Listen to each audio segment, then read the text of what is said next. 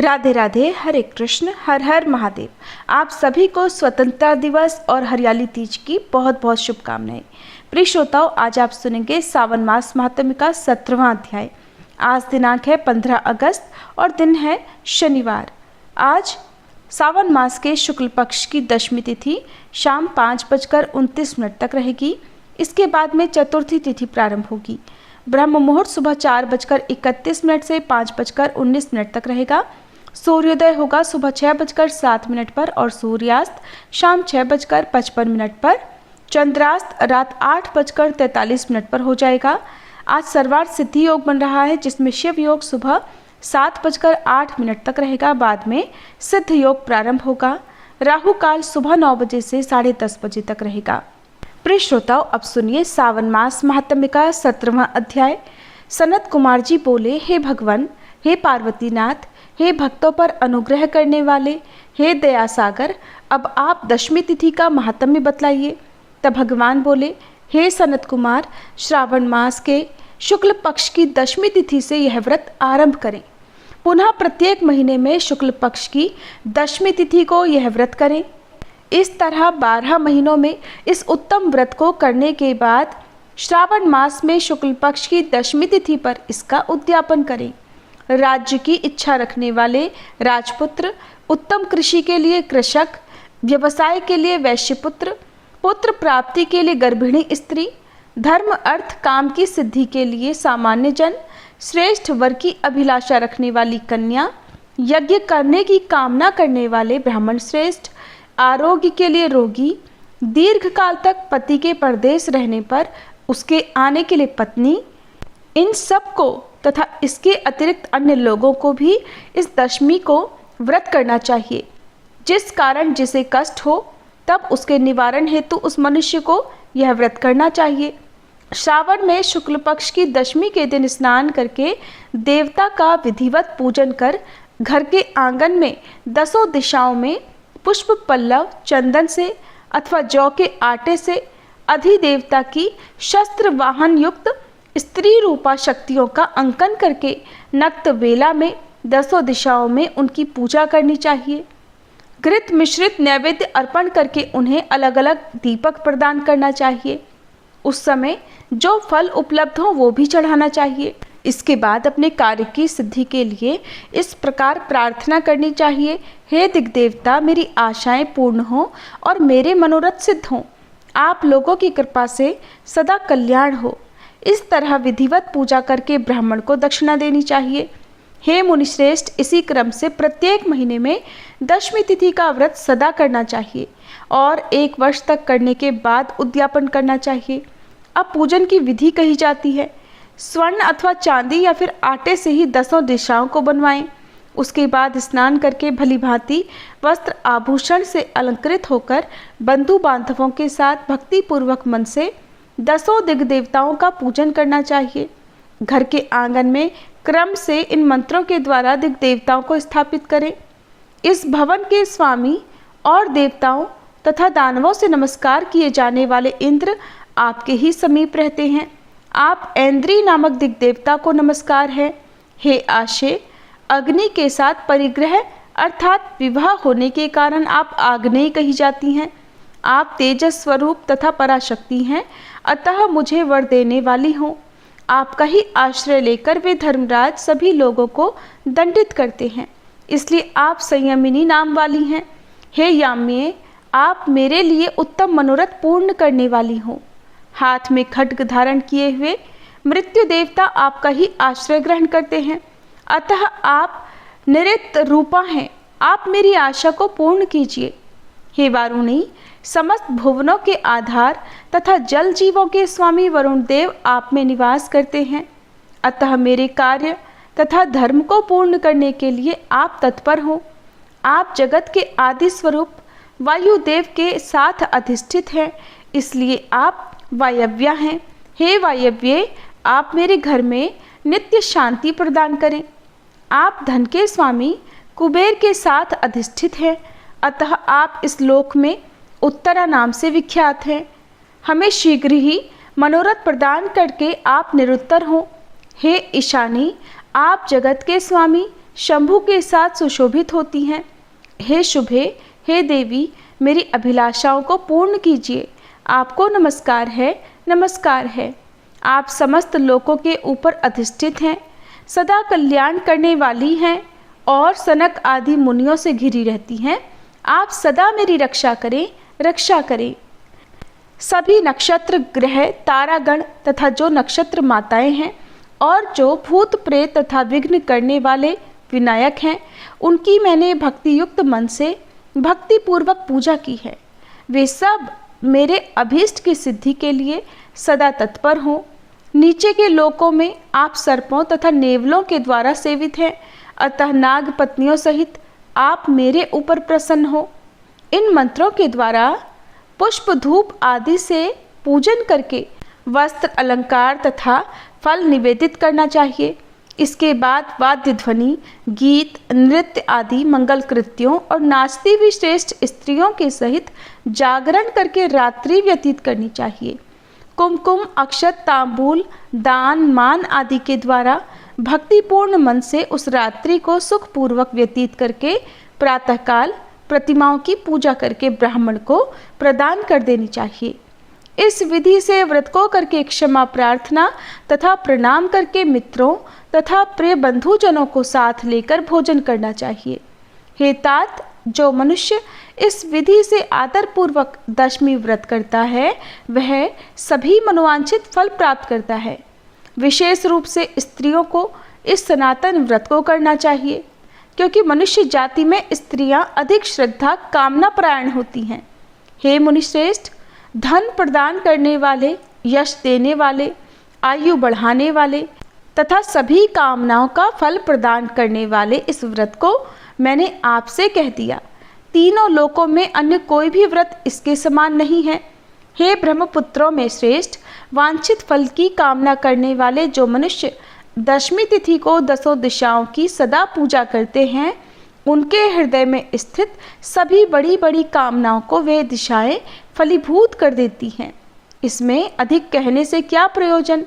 हे सनत कुमार, यह व्रत मोक्षदायक है, इसमें संदेह नहीं करना चाहिए। इस व्रत के समान न कोई व्रत है और न ही होगा।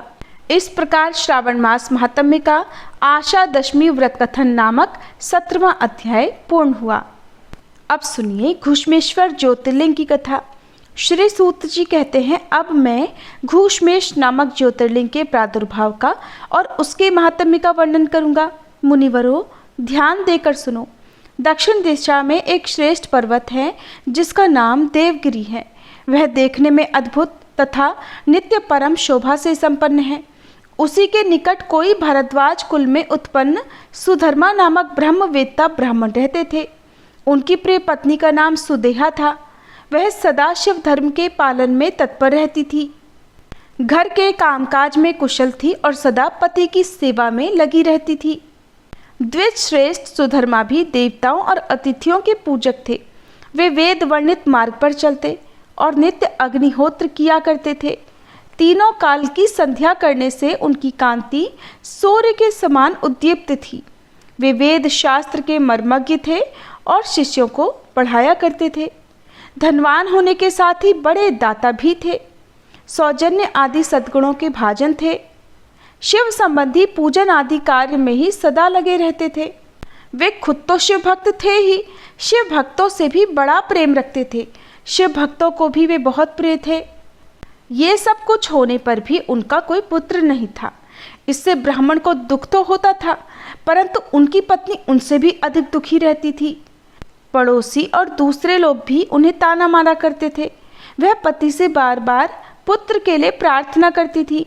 पति उसको ज्ञानोपदेश देकर समझाते थे, परंतु उसका मन नहीं मानता था। आखिरकार ब्राह्मण ने कुछ उपाय भी किया, परंतु वह सफल नहीं हुआ। तब ब्राह्मणी ने अत्यंत दुखी होकर बहुत हठ करके अपनी बहन घुष्मा से अपने पति का दूसरा विवाह करा दिया। विवाह से पहले सुधर्मा ने उसको समझाया कि इस समय तो तुम अपनी बहन से प्यार कर रही हो, परंतु जब इसके पुत्र हो जाएगा तब इससे स्पर्धा करने लगोगी। तब उसने वचन दिया कि मैं अपनी बहन से कभी डाह नहीं करूँगी। विवाह हो जाने पर घुष्मा दासी की तरह बड़ी बहन की सेवा करने लगी। सुदेहा भी उसे बहुत प्यार करती थी। घुष्मा अपनी शिवभक्ता बहन की आज्ञा से नित्य 101 पार्थिव शिवलिंग बनाकर विधि पूर्वक पूजा करने लगी। पूजा करके वो पास के ही तालाब में उनका विसर्जन कर देती थी। शंकर जी की कृपा से उसके एक सुंदर सौभाग्यवान और सद्गुण संपन्न पुत्र हुआ। घुष्मा का मान कुछ बढ़ा। इससे सुदेहा के मन में डाह पैदा हो गई। समय पर उस पुत्र का विवाह भी हुआ। पुत्र वधू घर में आ गई। अब तो वह और भी जलने लगी। उसकी बुद्धि भ्रष्ट हो गई और एक दिन उसने रात में सोते हुए पुत्र को छुरे से उसके शरीर के टुकड़े टुकड़े करके मार डाला और कटे हुए अंगों को उसी तालाब में ले जाकर डाल दिया जहाँ पर घुष्मा प्रतिदिन पार्थिव लिंगों का विसर्जन करती थी।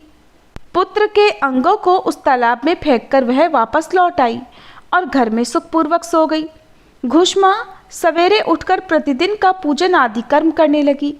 श्रेष्ठ ब्राह्मण सुधर्मा स्वयं भी नित्य कर्म में लग गए। इसी समय उनकी ज्येष्ठ पत्नी सुदेहा भी उठी और बड़े आनंद से घर के कामकाज करने लगी, क्योंकि उसके हृदय में पहले जो ईर्ष्या की आग जलती थी वो अब बुझ गई थी। प्रातःकाल जब बहू ने उठकर पति की शैया को देखा तो वह खून से भीगी दिखाई दी। उस पर मांस के कुछ टुकड़े भी दिखाई दिए। इससे उसको बड़ा दुख हुआ। उसने सास अर्थात घुष्मा के पास जाकर पूछा, उत्तम व्रत का पालन करने वाली आर्य, आपके पुत्र कहाँ गए? उनकी शैया तो रक्त से भीगी हुई है और उस पर मांस के कुछ टुकड़े भी दिखाई दे रहे हैं। हाय, मैं मारी गई, किसने यह दुष्ट कर्म किया है? ऐसा कहकर वह बेटे की प्रिय पत्नी अर्थात सुदेहा की बहू तरह तरह से करुण विलाप करती हुई रोने लगी। सुधर्मा की बड़ी पत्नी सुदेहा भी उस समय हाय मैं मारी गई ऐसा कहकर दिखावटी दुख में डूब गई। उसने ऊपर से तो दुख किया किंतु मन ही मन वह हर्ष से भरी हुई थी। घुष्मा भी उस समय उस वधू के दुख को सुनकर अपने नित्य पार्थिव पूजन के व्रत से विचलित नहीं हुई। उसका मन बेटे को देखने के लिए तनिक भी उत्सुक नहीं हुआ। उसके पति की भी ऐसी ही अवस्था थी। जब तक नित्य नियम पूरा नहीं हुआ तब तक उन्हें दूसरी किसी बात की चिंता नहीं हुई। दोपहर को पूजन समाप्त होने पर घुष्मा ने अपने पुत्र की भयंकर शैया पर दृष्टिपात किया। फिर भी उसके मन में बिल्कुल भी दुख नहीं हुआ। वह सोचने लगी कि जिन्होंने ये बेटा दिया था वे ही इसकी रक्षा करेंगे। वे भक्त प्रिय कहलाते हैं, काल के भी काल हैं और सत्पुरुषों के आश्रय हैं। एकमात्र वे प्रभु सर्वेश्वर शंभु ही हमारे रक्षक हैं। वे माला गूंथने वाले पुरुष की तरह जिनको जोड़ते हैं उनको अलग भी करते हैं। अतः अब मेरे चिंता करने से क्या होगा?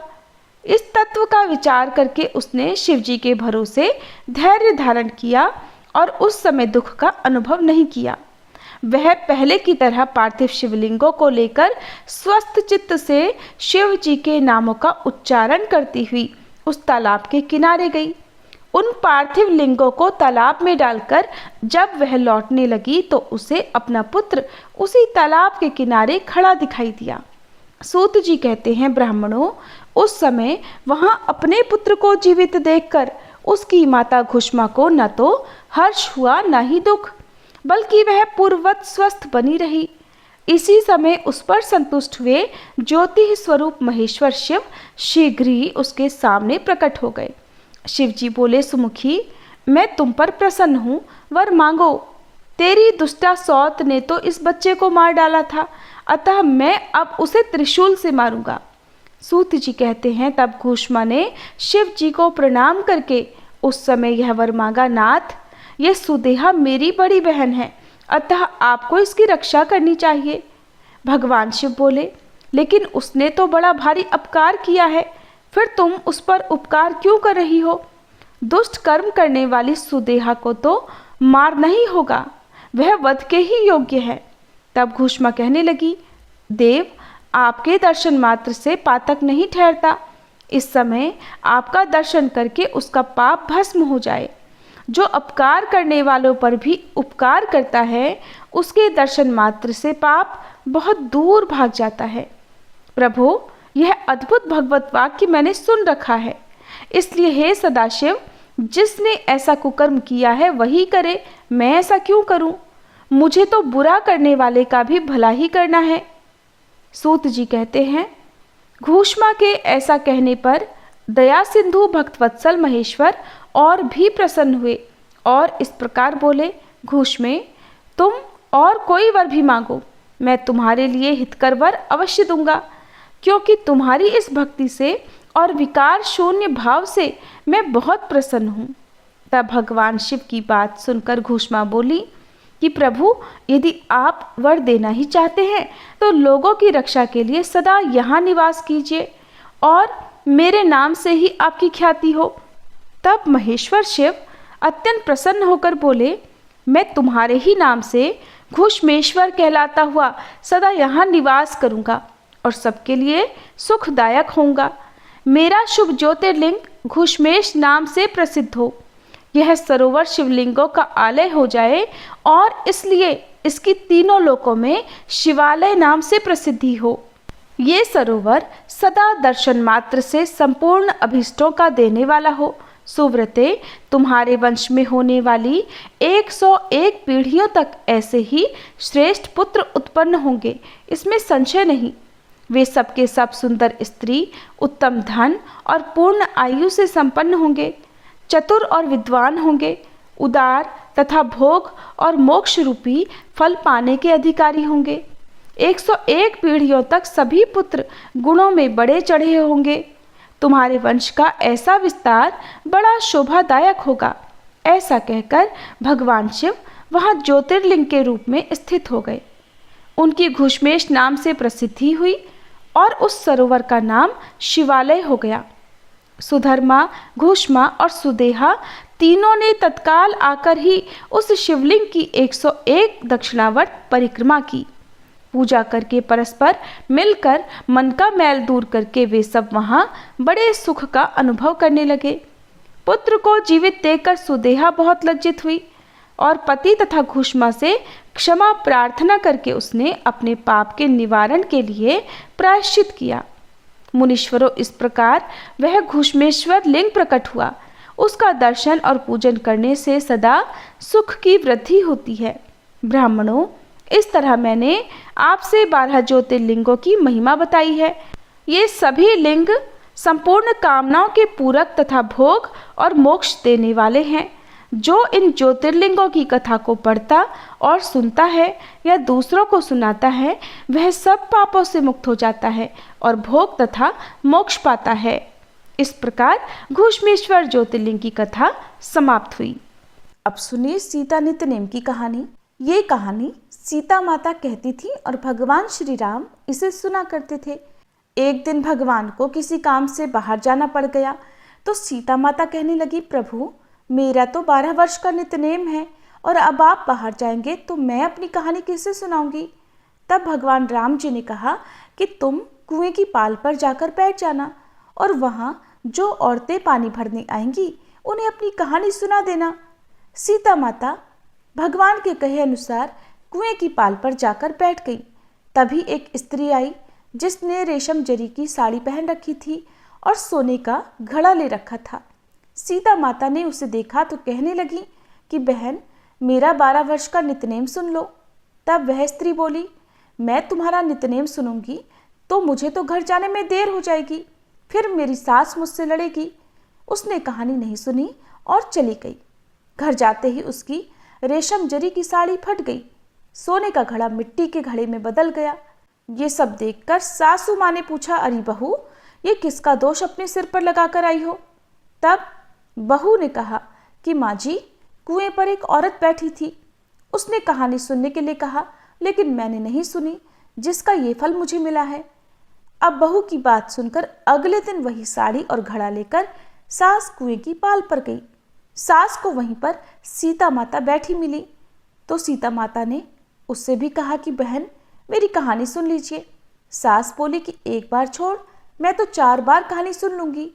तब सीता माता ने कहना शुरू किया, राम आए लक्ष्मण आए, देश के पुजारी आए, नित नेम का नेम लाए, आओ राम बैठो राम, तपी रसोई जीमो राम, माखन मिश्री खाओ राम, दूध बताशा पियो राम, सूत के पलका मोठो राम, शाल दुशाला पोठो राम, शाल दुशाला ओढ़ो राम, जब बोलूं जब राम ही राम, राम संवारे सबके काम, खाली घर भंडार भरेंगे, सबका बेड़ा पार करेंगे, श्री राम जय जय राम।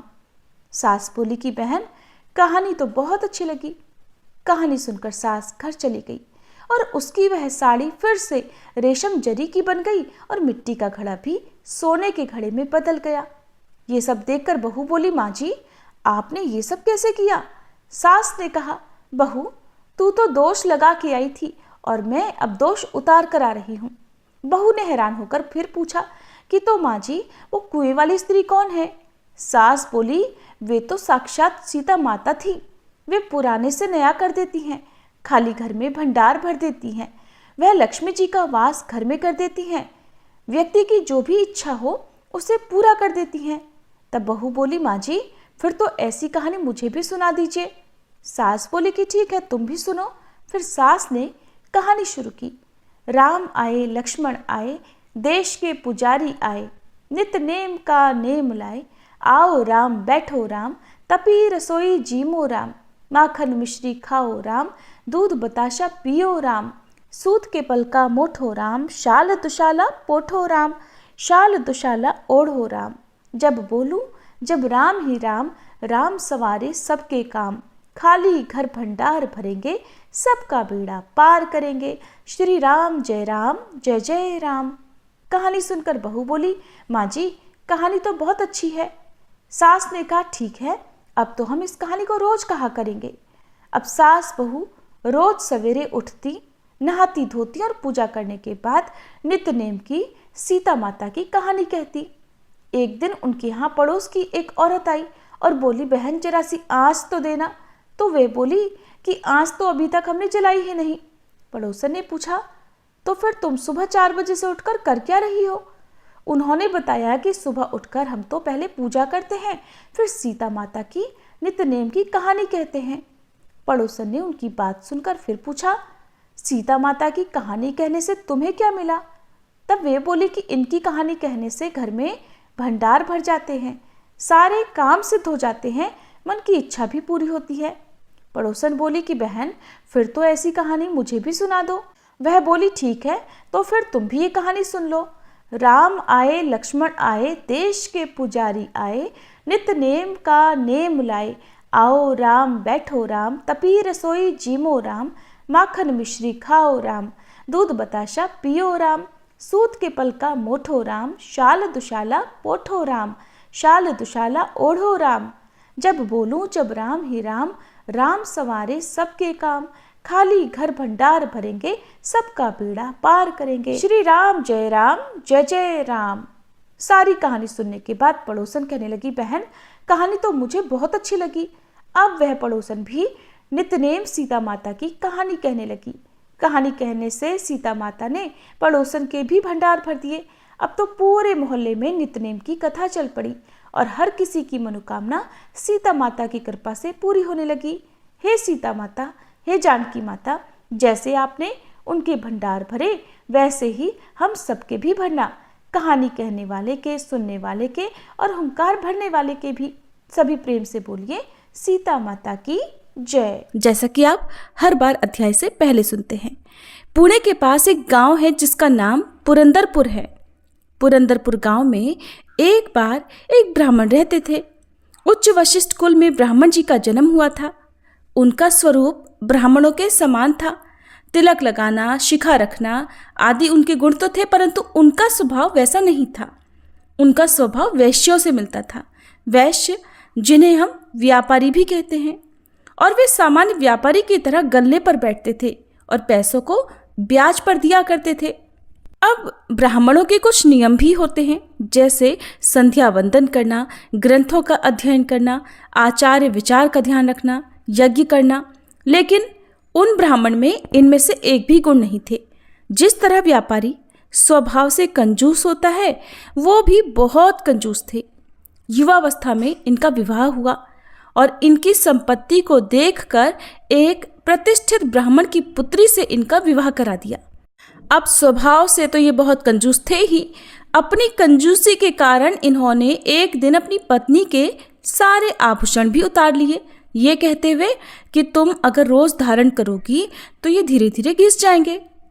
पत्नी ने उनकी बात का अनुसरण करते हुए सारे आभूषण उतारकर उन्हें दे दिया और गले में सिर्फ एक मंगलसूत्र ही उन्होंने धारण किए रखा।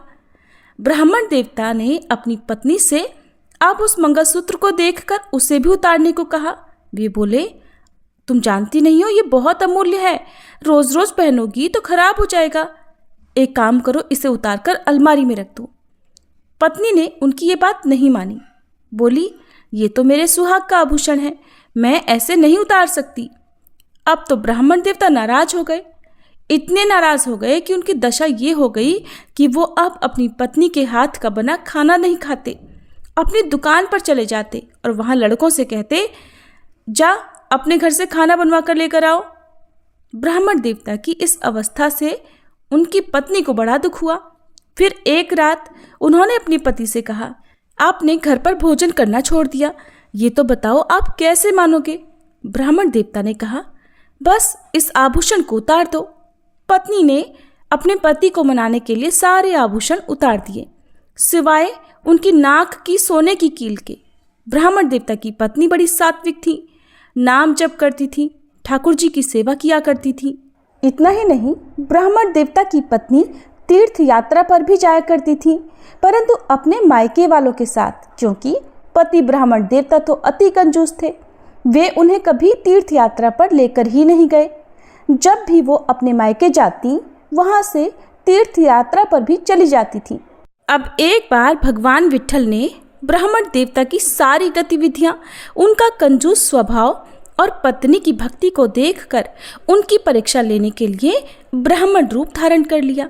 फटी पुरानी धोती, मैला जनेऊ, मुखमंडल पर झुर्रियां और पहुंच गए ब्राह्मण की दुकान पर। ब्राह्मण देवता ने जैसे ही साधु को दुकान के बाहर देखा, परेशान हो गए। बोले, अरे ये तो जरूर कुछ मांगने आया होगा, तन पर नहीं है लत्ता और चल दिए कलकत्ता। कहो क्या लेने आए हो। साधु ने कहा, बहुत गरीब हूँ, मेरी बेटी का ब्याह है, मुझे कुछ धन दे दीजिए या फिर कुछ सामान ही दे दीजिए। ब्राह्मण देवता बोले, अरे मैं तुम्हें कहाँ से दूँ, मेरा तो खुद का कुर्ता फटा है, मेरे पास कुछ नहीं है भैया, यहाँ से चलते बनो। ठाकुर जी तो अड़ गए और कहने लगे, मैं ऐसे नहीं जाऊँगा, मेरी बेटी का ब्याह है, मैं कुछ तो लेकर जाऊँगा। अब की बार ठाकुर जी ने फिर से कहा, अच्छा तो मुझे कुछ काम ही दे दीजिए, मैं कुछ काम कर लूँगा। ब्राह्मण देवता बोले, नहीं नहीं, इसकी कोई ज़रूरत नहीं है, नौकरशाही करके सारा काम हो गया है, आप बस यहाँ से पधारिए। कुछ देर के बाद ब्राह्मण देवता बोले, मैं इतना कर सकता हूँ कि कोई मूल्यवान वस्तु यहाँ रखो और पैसा ले जाओ, और जब पैसा हो जाए तो अपनी वस्तु यहाँ से वापस ले जाना। ठाकुर जी कहने लगे, ठीक है, मैं थोड़ा ढूंढ कर लाता हूँ। अब भगवान भी तो अपने भक्तों के साथ खेलते हैं, जैसा उनका स्वभाव होता है बिल्कुल वैसा ही खेल वो उनके साथ खेला करते हैं। भगवान ने भी इस परिस्थिति में वैसा ही किया। अब ठाकुर जी ब्राह्मण देवता के घर पहुँचे और वहाँ जाकर रोने लगे। इतना रोए कि ब्राह्मण देवता की पत्नी घर से बाहर आई और बोली, अरे ब्राह्मण देवता, आप इतना क्यों रो रहे हो, क्या बात है। ठाकुर जी ने कहा, छोटी सी मेरी लाली बड़ी हो गई है, अब मुझे उसका ब्याह करना है, किंतु मेरे पास तो पैसा ही नहीं है और मुझे कोई सहायता भी नहीं मिल पा रही। मैंने बहुत कोशिश की, अब मेरे पास केवल घर बचा है, और अगर तुमने मेरी मदद नहीं की तो मैं यहीं अपने प्राण त्याग दूंगा, मेरी जेब में जहर रखा है, जहर। ब्राह्मण की पत्नी इस बात को सुनकर बहुत भावुक हो गई, और ये तो भक्ति का स्वभाव ही होता है, जिसकी पीड़ा देखकर वो भावुक हो उठते हैं, उनके नेत्र सजल हो जाते हैं। ब्राह्मण देवता की पत्नी के भी नेत्र उन ब्राह्मण को देखकर सजल हो गए। उन्होंने कहा, मेरे पतिदेव ने मुझ पर बहुत प्रतिबंध लगाए हैं, इसलिए मैं आपकी कोई सहायता नहीं कर सकती। इतना सुनकर ठाकुर जी तो बेहोश होने लगे। बोले, लो मैं भी जहर खा लेता हूँ, अब मेरे पास कोई रास्ता नहीं बचा है। ये सुनकर ब्राह्मण देवता की पत्नी ने उनके चरण पकड़ लिए और बोली, अरे रे, आप ऐसा मत कीजिए, और तुरंत अपनी नाक की सोने की कील उतारकर कहने लगी, ये ले जाइए, अधिक तो नहीं मिलेगा, हाँ लेकिन थोड़ी बहुत सहायता जरूर हो सकती है। अब वह साधु आभूषण लेकर उसी ब्राह्मण की दुकान पर पहुंच गए और बोले, लो ये आभूषण रखो और इसके बदले मुझे कुछ रुपए दे दो। ब्राह्मण देवता तो थे ही कंजूस, वे अपनी पत्नी के एक एक आभूषण के बारे में जानते थे। जब उन्होंने सोने की कील देखा तो पूछा, ये तुम्हें कहाँ से मिली? ब्राह्मण देवता समझ गए कि ये तो उनकी पत्नी की ही कील लगती है। तब ठाकुर जी कहने लगे, आपको क्या लेना देना, तुम तो ये रखो और बस मुझे पैसे दे दो, मेरी बेटी का ब्याह है, मुझे जाना है। ब्राह्मण देवता ने 3-4 बार बड़ी बारीकी से उस कील को देखा। उनके मन में बार बार यही बात आ रही थी, हो न हो ये तो मेरी पत्नी की ही कील है, लेकिन मेरी पत्नी किसी को कील क्यों देगी? ये सोचकर उन्होंने उस कील को तिजोरी में रख लिया और जो भी धन बन पाया उसे साधु बने ठाकुर जी को दे दिया। अब ठाकुर जी धन लेकर वहाँ से चले गए। ब्राह्मण देवता उस कील को देखकर समझ गए थे कि हो न हो ये आभूषण तो उनकी पत्नी का ही है। उन्होंने दोनों हाथ जोड़कर कहा, अब जाकर मुझे पता चला, अच्छा हुआ मैंने उनके सारे आभूषण उतरवा लिए थे, वरना ये तो सब कुछ दान कर देती। ब्राह्मण देवता की दुकान में एक मुनीम काम करता था जो ब्राह्मण की पत्नी को बहुत मानता था। वो उनके घर पहुंचा और पूछा, मैया क्या आज आपने किसी को सोने की कील दान में दी थी? तो उन्होंने कहा, हाँ आज एक ब्राह्मण आया था, उसकी पुत्री का विवाह था और उसके पास कुछ भी नहीं था, इसलिए मैंने उसे वो दान में दे दी। मुनीम ने कहा, वो ब्राह्मण उस कील को आपके ही पति को गिरवी रखकर कुछ पैसे लेकर गया है। अब तो ये बात सुनते ही ब्राह्मण की पत्नी बहुत डर गई, कहने लगी, अब तो मेरे पतिदेव बहुत गुस्सा करेंगे घर आकर, अब मैं क्या करूं? अब तो ब्राह्मण की पत्नी ने मारे डर के मणिमा पांडुरंग भगवान को याद किया, हे भगवान मेरी लाज रखो, मेरी रक्षा करो। हे ठाकुर जी ये आपने कैसा खेल खेला है? पहली बार मैंने एक ब्राह्मण की पुत्री के विवाह के लिए दान किया और आज ही धर्म संकट आ गया, मेरी रक्षा कीजिए प्रभु। ब्राह्मण की पत्नी अपने पति से बहुत डरती थी। उन्होंने तुरंत विष का पात्र ले लिया और कहने लगी, मैं अपने पति का क्रोध सहन नहीं कर पाऊंगी। उनके घर में ठाकुर जी की तस्वीर थी। उसके सामने जाकर हाथ में विष का प्याला लेकर वे खड़ी हो गई और रोने लगी। इतने में ही एक चमत्कार हुआ। ऊपर से नाक का एक आभूषण विष के पात्र में गिर गया और जैसे ही खन्न की आवाज हुई, नेत्र खोलकर उन्होंने अपने हाथ को पात्र में डाला, वही नाक की कील उनके हाथ में आ गई। इतने में ही ब्राह्मण देवता ने घर में प्रवेश किया। वे तो बड़े क्रोध में थे, आते ही बोले, एक साधन ढूंढोगे, इसे क्यों दिखाऊं, इसकी पिटाई लगाऊं। पत्नी कमरे के भीतर जाकर अब पीछे से जल्दी से किवाड़ बंद करने लगी। तब तक ब्राह्मण देवता आकर मारे क्रोध के खटखटाने लगे, बोले, खोल दरवाजा, आज तो मैं तेरी पिटाई करूंगा। ब्राह्मणी बोली, नहीं खोलूंगी। तो ब्राह्मण देवता बोले, तो फिर तुमने मुझे बताए बिना दान कैसे किया? पत्नी ने पूछा, क्या दान कर दिया? ब्राह्मण देवता बोले, तुमने मेरी नाक की कील दान में दी थी ना। पत्नी ने झट हाथ आगे कर दिया और कहा, ये है नाक की कील। ब्राह्मण देवता ने पत्नी के हाथ से वो कील लेकर देखा तो बोले, ये कील तुम्हारे पास कैसे आई?